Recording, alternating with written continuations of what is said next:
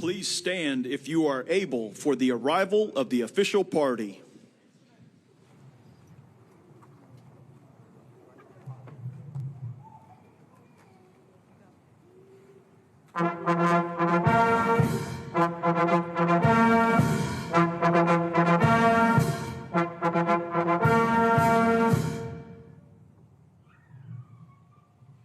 Distinguished guests, the President of the United States, accompanied by the Vice President.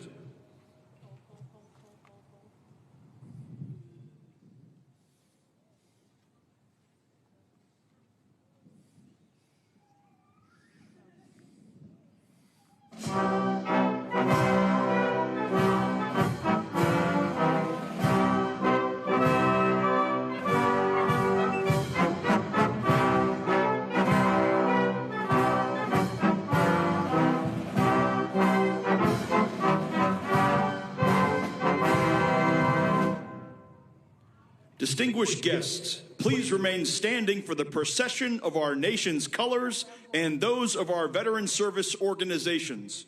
As we march on the colors, the United States Army Band will play the National Emblem March. Please place your right hand over your heart or render a hand salute.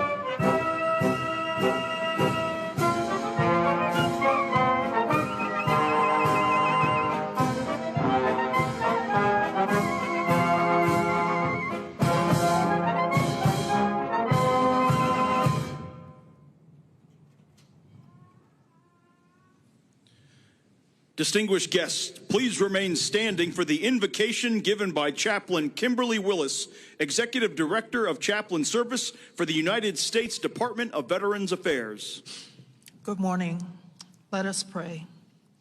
Eternal and ever faithful God, on this sacred morning beneath the quiet majesty of these marble arches, we gather in this hallowed place to pay tribute, to reflect, and to recommit.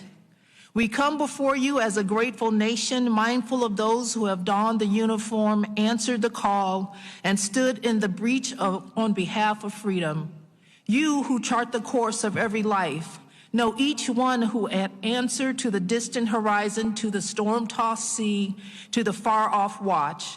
You have seen the quiet courage and the visible sacrifice, the sleepless nights, the lonely return, the unspoken burdens.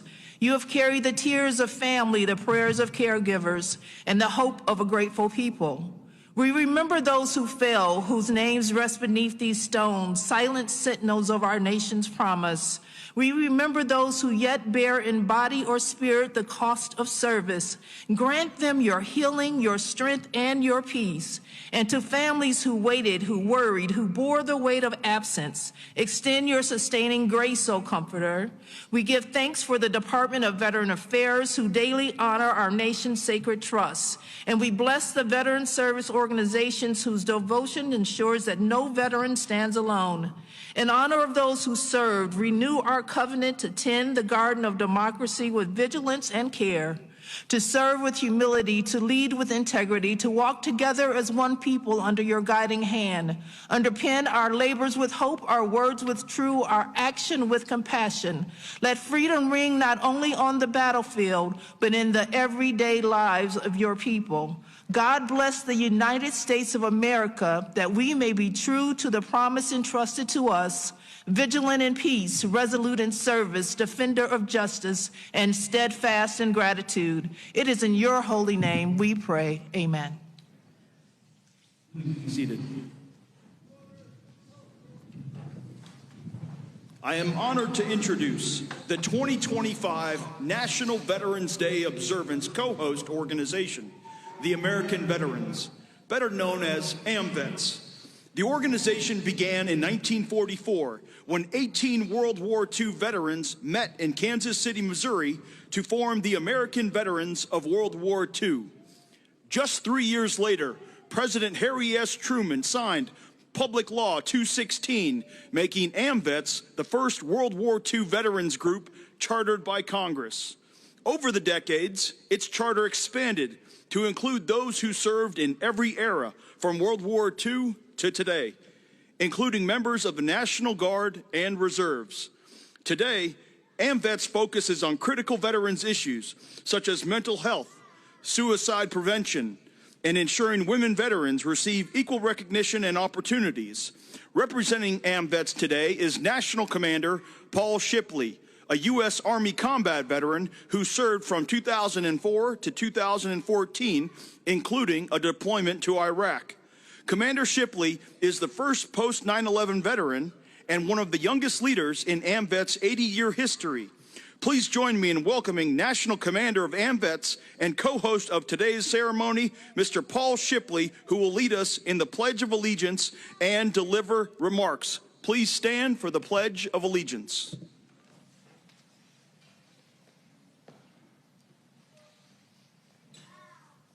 I pledge allegiance to the flag of the United States of America and to the republic for which it stands, one nation, under God, indivisible, with liberty and justice for all.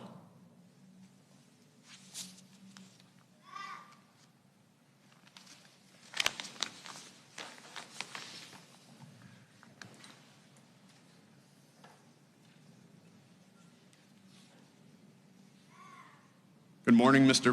President, Mr. Vice President, Secretary Collins, and distinguished leaders of the veteran service organizations of the United States of America. Good morning and happy Veterans Day. Today, as we gather at this hallowed ground at Arlington National Cemetery, we honor the brave men and women who have served our nation with unwavering courage and sacrifice. It is a solemn moment of remembrance, unity, and a renewal of our commitment to those that have served. Today is also a special celebration of all who put their lives on the line for the United States of America. AMVETS has a proud history spanning over 80 years. Today, our top priorities remain clear. We work tirelessly to prevent veteran suicide and veteran homelessness, because no veteran should be alone in facing these struggles. We promote awareness, prisoners of war, and missing in action issues, ensuring that no hero is ever forgotten. And we are committed to supporting veterans' families, help keeping them united through life's toughest challenges. As the host of this year's Veterans Day National Committee, AMVETS is honored to participate alongside dedicated Department of Veteran Affairs staff and our fellow veteran service organizations. Together, we organize this event to honor our fallen and to reaffirm our duty to those who have served. In the spirit of veterans serving veterans, I challenge each of us, whether here today or watching from home, to find ways to support our veterans, whether through a simple act of kindness, volunteering, or advocating for policies that make a difference. Your efforts matter. Because supporting our veterans is not just a duty, it's a reflection of our gratitude and respect. Let us remember today that their sacrifices have made the freedoms we enjoy possible. And let us pledge to continue serving, protecting, and honoring all who have served our nation. Thank you. God bless our veterans, and God bless America.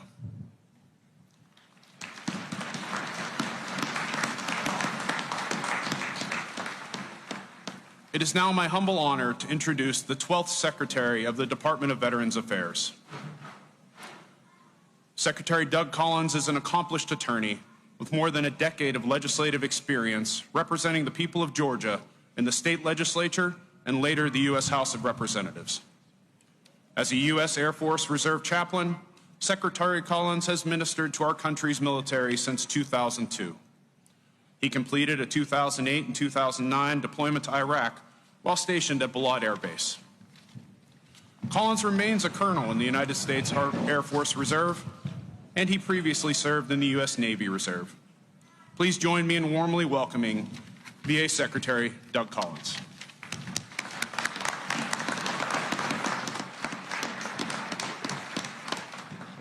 Good morning, everyone. Mr. President, Mr. Vice President, all the VSOs, all of our veteran staff here today, and welcome you to a place in which we honor our veterans, those who have served. I tell you, it was an honor to be here, but it was an even bigger honor just over a year ago when President asked me to take this job. And I asked him a simple question. I said, Mr. President, what would you like me to do? And he looked at me with a simple phrase. He said, take care of our veterans. I tell all the rest of the cabinet, I've got the best job in the world because I get to take care of the best people in the world, the veterans of the United States of America.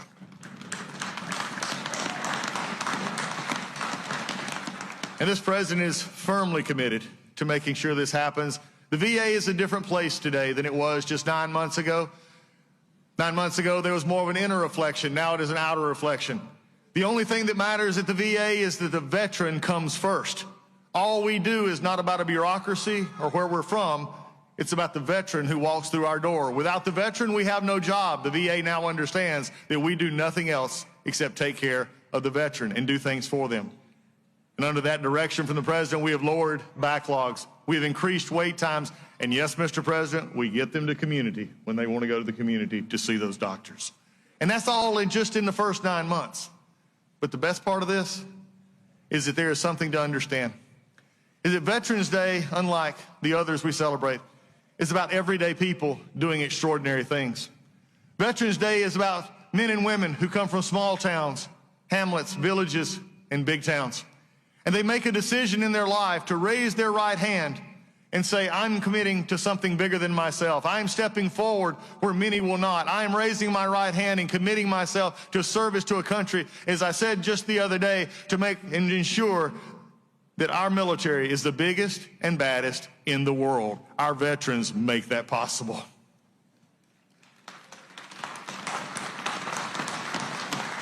It comes from people all over. As I served with in Iraq, what I love about Veterans Day is it tells the story of a young girl.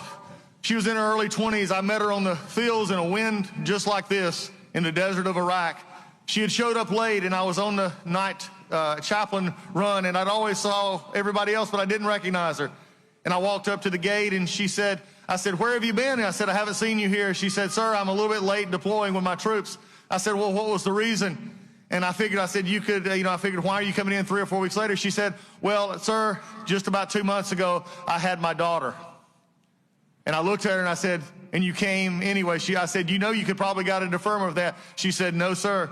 She said, I'd go where my troops go. I go where they go. And that for the rest of the time I was there, we shared pictures of one growing up, a little one taking first crawls and moves and sharing it in the night sky over Iraq. That is a veteran who serves because they want to serve others. I remember an A1C who was on deployment. He came back and he said, I am now making big money. He said, I can actually help my family and I can buy Christmas presents for those that didn't get any last year.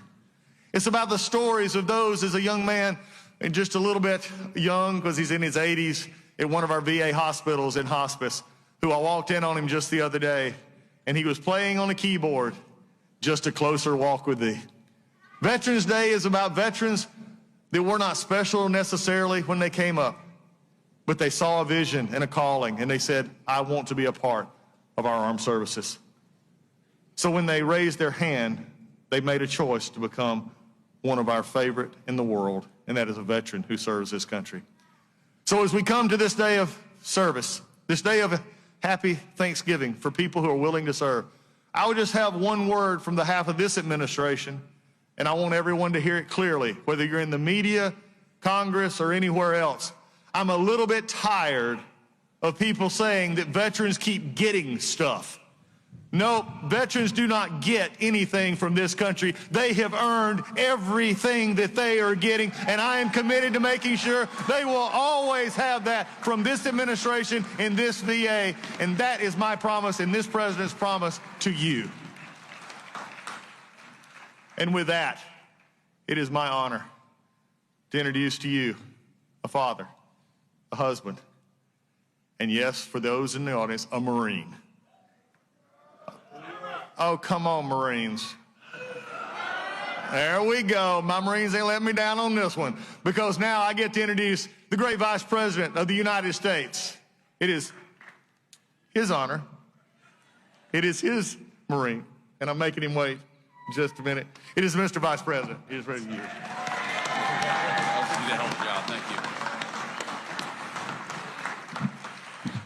Well, thank you, Doug. You're doing a great job at the VA, and I want to say just a couple of things. I've learned a couple of things from working so closely with the President of the United States. The first thing is that he loves our nation's veterans and has committed our nation's administration to putting our veterans first every single day.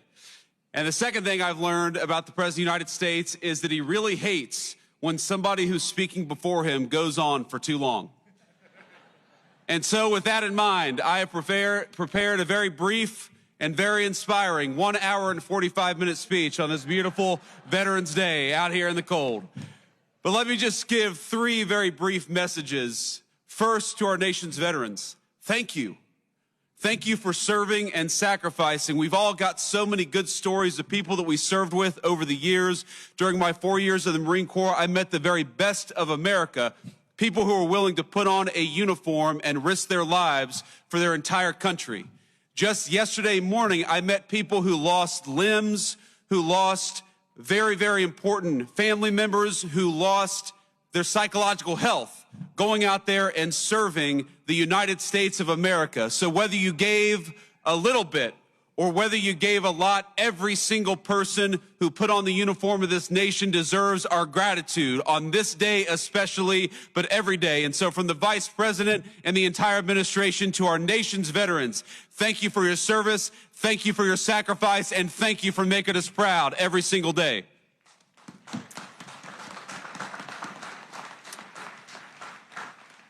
The second message is to the nation's political leaders.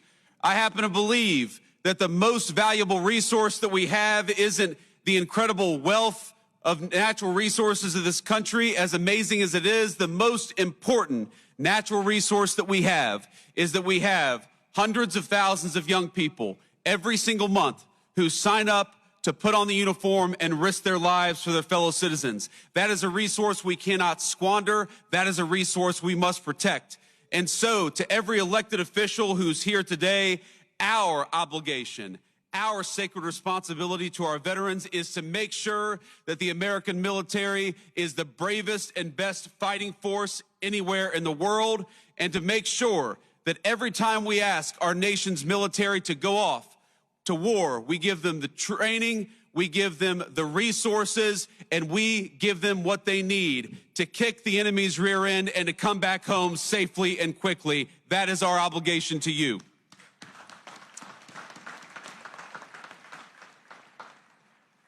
And my third and final message to the American people, I'm asked all the time how to best honor our veterans. And this day in particular gives you an opportunity, and it doesn't have to be difficult and it doesn't have to be complicated. If you find yourself at a restaurant this evening and you see somebody wearing a uniform, buy them a meal if you're able, or buy them a beer.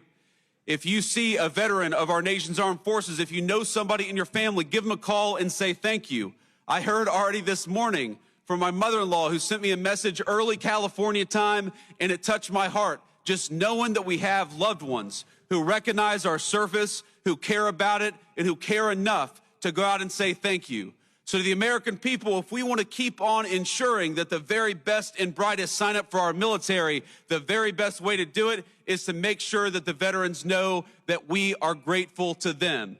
And so it's with great pride that I am introducing a man who is proud of our veterans, who fights every single day for the veterans, and who is proud to be the Commander-in-Chief of the United States Armed Forces, President Donald J. Trump.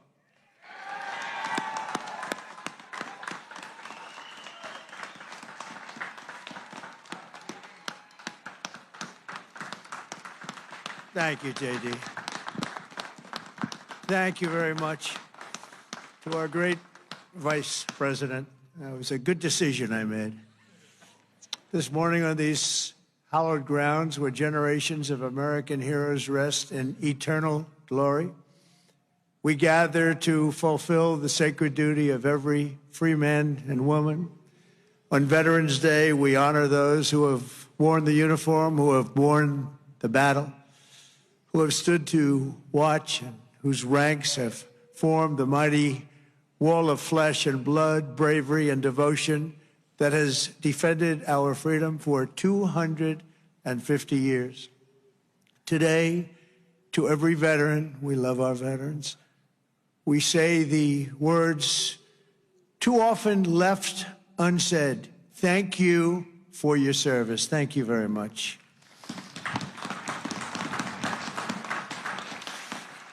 And we want to also say thank you for carrying America's fate on your strong, very broad and proud shoulders. Each of you has earned the respect and the gratitude of our entire nation. We love you, we salute you, and we will never forget what you have done to keep America safe, sovereign, and free. Thank you very much.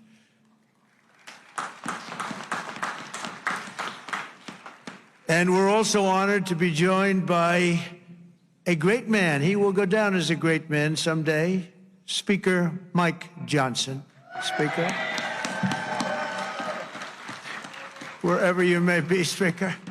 We love you, Speaker. There he is, right there. Good. Got a good location. He always gets a good location. And congratulations to you and to John and to everybody on a very big victory. We're opening up our country. Should have never been closed. Should have never been closed. I want to thank Secretary Doug Collins, who's outstanding, just done a fantastic job for the veterans. We have a 92% approval rating. We took that up from 38% from a certain previous administration that we won't mention. Also, Secretary of War, we like the sound of that better than the other. Secretary Pete Hegseth. Pete, thank you very much. Thank you, Pete. Great job. Our great Attorney General, Pam Bondi. Pam, thank you very much. Thank you. Secretary Doug Burgum. Doug, thank you. Thank you very much for being here, Doug.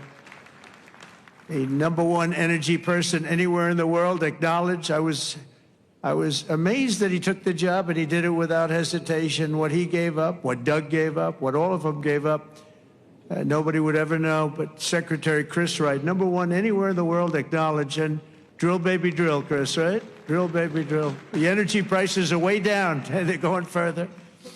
Secretary Linda McMahon, education, moving education back to the states, Linda, right? Getting it back to the states where it belongs. Secretary Laurie Chavez DeReamer, thank you, Laurie, very much. Director Russ Vogt. Director, thank you. What a good job he's doing. Cutting, but fairly cutting. Director Tulsi Gabbard. Thank you, Director. Ambassador Jamieson Greer, what a job he's done. We've taken in trillions of dollars in tariffs, and we want to keep it that way. It's been good for our country, I can tell you, including national security. General Dan Kane. General, thank you. He's a real general. And congratulations on wiping out the nuclear capability of Iran in about a matter of seconds once they got there. They traveled a total of 37 hours, but once they got there, they were very quick. And also to many other very distinguished guests. We have an amazing group of people. I'd like to name every one of you, but I think a lot of people would be upset. It's a little cold. The pages of American history are filled with the tales of titans, icons, innovators, and trailblazers who built this country into the greatest, most ambitious, and most prosperous nation the world has ever seen. And we brought it to new levels. I'll tell you, we were going in the direction for a period of time, but we've never been hotter than we are right now. This is the hottest country anywhere in the world. Yet every captain of industry, every pioneer of science, and every star whose brilliance has lit up the lights of Broadway all share one thing in common. They only had the chance to soar because the veterans had the courage to serve. They took care of those people. They took care of all the stars. The stars that you read about wouldn't be here without our veterans. Everything we have, everything our country has achieved has been purchased by the muscle, spine, and steel of the United States military. We owe it all to the fierce and noble men and women of the Army, the Navy, the Air Force, Space Force, Coast Guard, and the United States Marines. Here's a guy. Our service members, our own words, are the greatest possible tribute to their immortal valor. Shortly before the Battle of Bull Run, Major Sullivan Ballou of Rhode Island became a big name, didn't he? Wrote to his dear wife, Sarah. He said, "I know how great a debt we owe to those who went before us," he said. "And I'm willing, perfectly willing, darling, to lay down all my joys of this life to help maintain this government and to pay that debt." Just 1 week later, Major Ballou did just that. He gave his life to save our country. On the night before he jumped into the dark skies over Normandy on D-Day, Colonel Bull Wolverton knelt with his men in prayer. "Dear God," he said, "we ask only this, that if we die, we must die, and we as men would die without complaining, without pleading, and safe in the feeling that we have done our best for what we believed was right.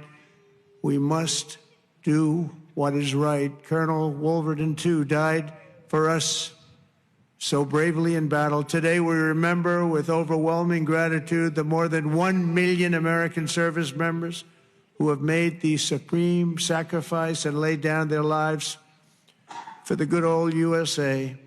Generation after generation, America's warriors have left behind the comforts of home and family to face violence, evil, and death so that our families could know joy, goodness, and peace.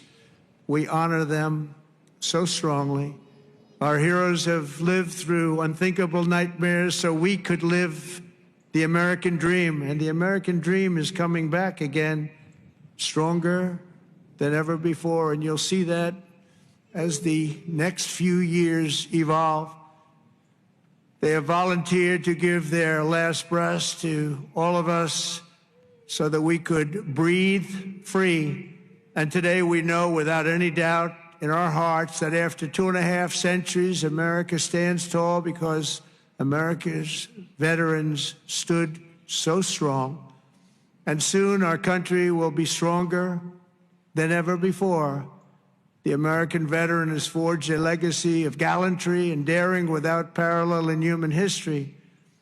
In September 2009, Army Captain William Swenson was driving through the Afghan mountains when his convoy was ambushed by over 60 Taliban insurgents. He and his comrades were pinned down for hours without artillery or air support. A fellow soldier was shot in the chest, and Captain Swenson crossed an open field to aid his brother in arms. People said, "Don't do it, Captain, don't do it." He did it.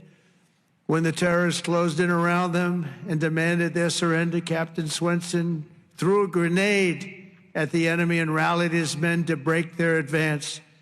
He then carried the wounded soldiers hundreds of yards to a rescue helicopter before charging back 3 times, back and forth, into the fire to save the wounded and bring them home. Even after 7 hours of fighting, he refused to leave any man behind. Retired Lieutenant Colonel William Swenson is here with us in Arlington. And for his actions that day, he proudly wears the Congressional Medal of Honor. Colonel Swenson, thank you very much. Thank you very much, please. Thank you. Thank you very much.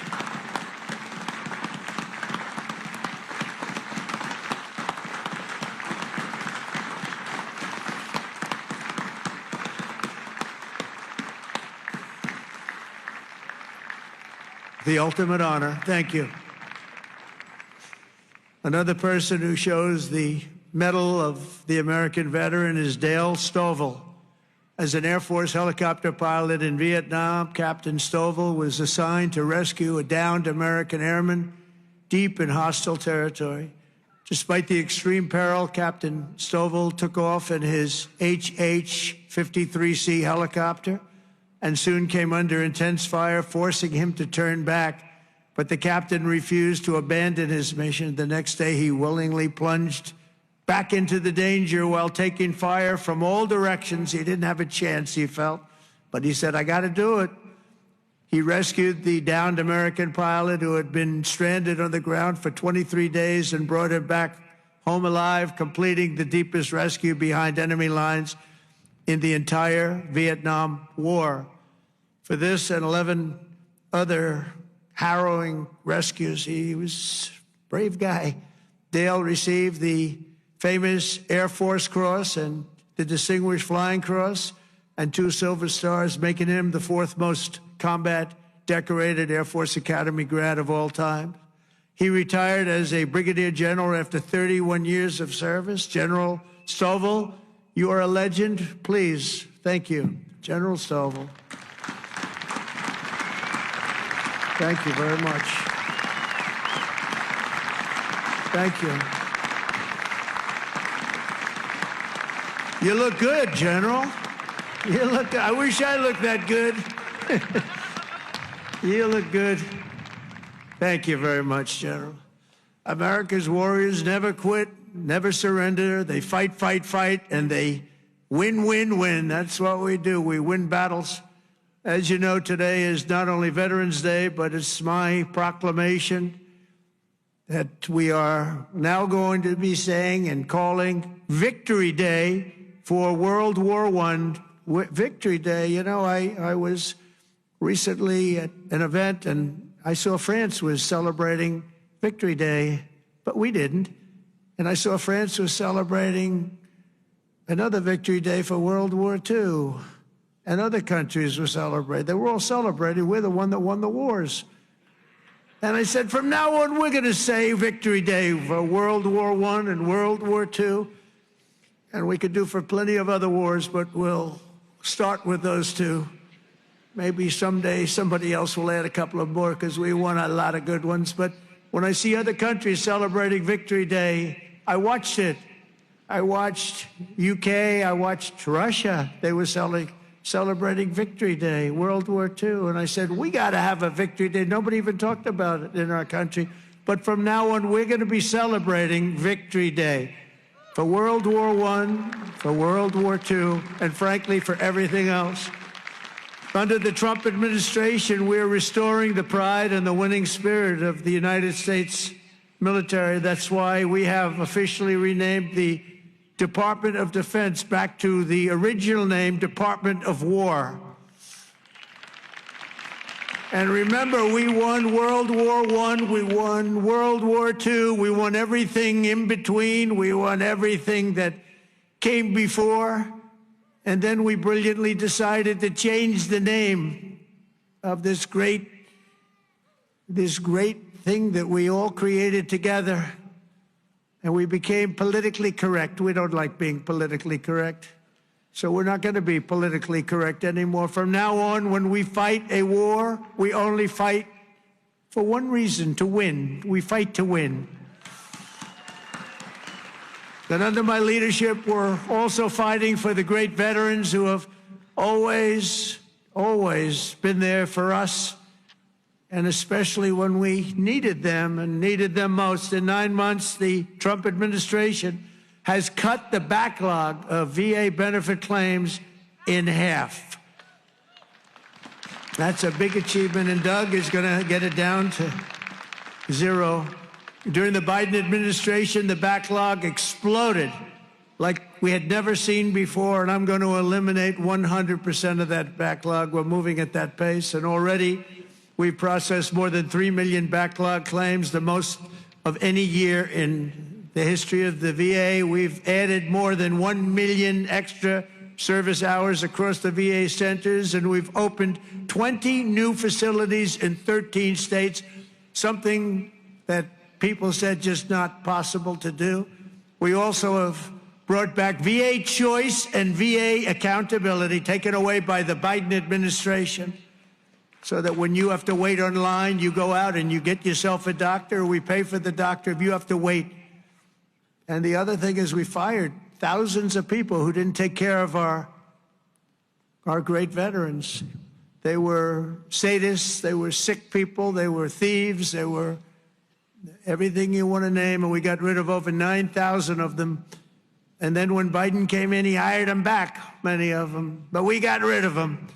And I think we got rid of them permanently. We replaced them with people who love our veterans, not people who are sick people.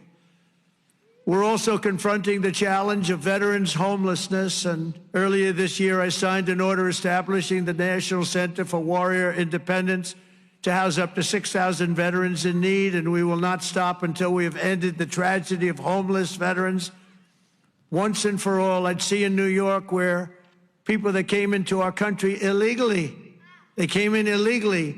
would be put up in hotels, and veterans would be sitting on the sidewalk outside of that hotel where these other people are put in. And many of the people that came in were put in from prisons. They were murderers. They were drug dealers. They were people that we didn't want in our country. They were staying in hotels, luxury hotels, and our veterans were sitting on the sidewalks watching them go in. I said, that's never going to happen under this administration. I also signed the VA Home Loan Program Reform Act, because no veteran should be kicked out of their home for what they call a late payment. It's not happening. And I'm pleased to report that since January, the veterans' unemployment rate has fallen by more than 26%. That's amazing. Work hard on that. And I also want to give a very special thanks to all of the veteran service organizations that work so hard. They're all represented here today. But they work so hard on behalf of our great veterans, and one of the heroes who reminds us of why we fight for those who served in uniform is Army Major and West Point grad Jonathan Turnbull. In 2019, Jonathan was conducting an operation in Syria when a suicide bomber approached and detonated his vest, leaving Jonathan gravely wounded, so badly wounded, they thought he had no chance. The injuries were so severe, the doctors gave him, everybody, they just looked, they all cried. They knew him, they loved him, and they were just crying. They said, no chance. He was resuscitated 3 separate times, and he underwent 22 surgeries, but he refused to give up. He wanted to live. He loved this country. He loved his family. He wanted to live. He was going through hell. I visited Jonathan at Walter Reed in 2020, remember it so well, and today I'm delighted to say that Jonathan is not only alive, he is here with us, back on his feet, and living a great life alongside his beautiful wife, Samantha, and their 3 incredible children. Jonathan, Samantha, please, God bless you. God bless you. Thank you. Where are you? There he is. There he is. Beautiful. Thank you very much. Thank you. You're a tough guy. You're a tough one. Nobody could have gone through what you went through. He's doing good, isn't he, huh, Samantha? Thank you very much, both. And in conclusion, from the very beginning of our country, our great American flag has always been shielded and protected by a special cast of citizens who has stepped forward to safeguard liberty's cause. When danger came, when duty called, when Almighty God asked, who had the will and the strength to defend the land of the free, each and every American veteran stood up and said, "Here I am, send me, here I am." They've come from every corner of this nation, from the cornfields of Iowa to the hills and valleys of California, from the steel towns of Pennsylvania to the vast plains of Texas, from the banks of the mighty Mississippi to the 5 boroughs of New York City. With selfless commitment and unyielding conviction, they made themselves America's ramparts and became the shield between our homeland and those who would do us harm. With everything they had, they did one thing above all else. They put America first. On the decks of destroyers, beneath the thunder of cannon fire, in the cockpits of our beautiful B-2 bombers. Aren't they beautiful now? We respect them so much. What a job they did. That in an instant completely obliterated Iran's nuclear capability, of which we have just ordered, I have to say, many more of the updated versions of that incredible piece of art. They defended the American Republic, dispensed American justice, crushed the enemies of freedom, and vanquished the forces of wickedness and evil. That's what we've been doing. Because of what every veteran has done today, the flame of liberty shines bright. The people of our nation sleep safe. The American dream surges forward, and our magnificent destiny stands more splendid and glorious than ever before. So I want to say thank you once again to every American veteran. You are very, very special people and always in our heart. And thank you very much, and God bless you, and God bless the United States of America. Thank you very much. Thank you, everybody. Thank you very much.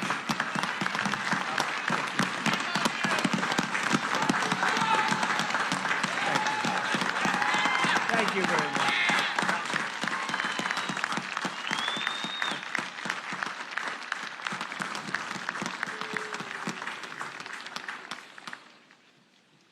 Distinguished guests, please stand and join the United States Army Band and Chorus in singing "God Bless America," and remain standing as we retire the colors.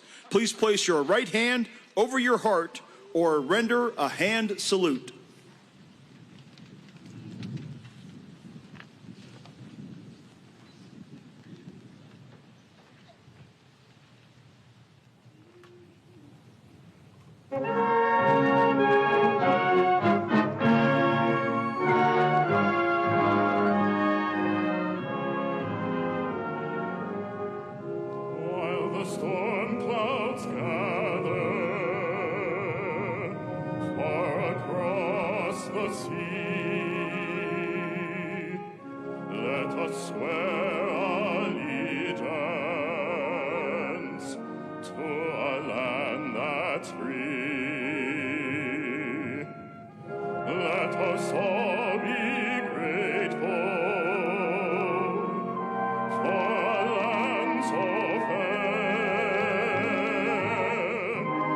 As we raise our voice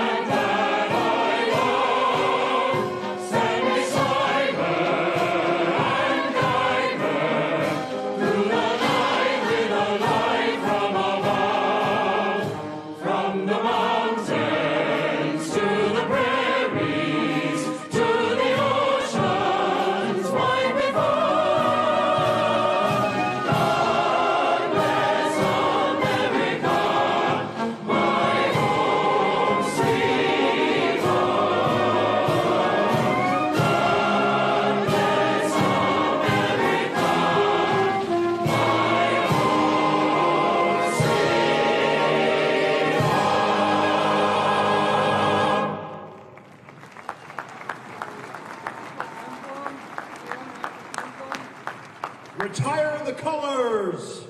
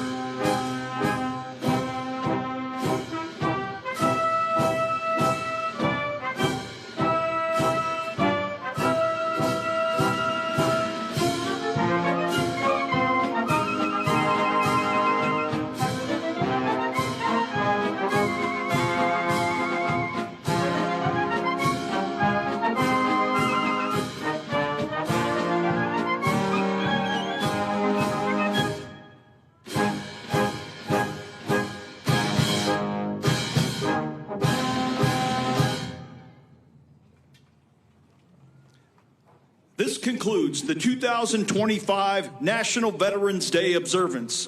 Please remain at your seats for the departure of the official party. Thank you for joining us today to celebrate and honor all who served.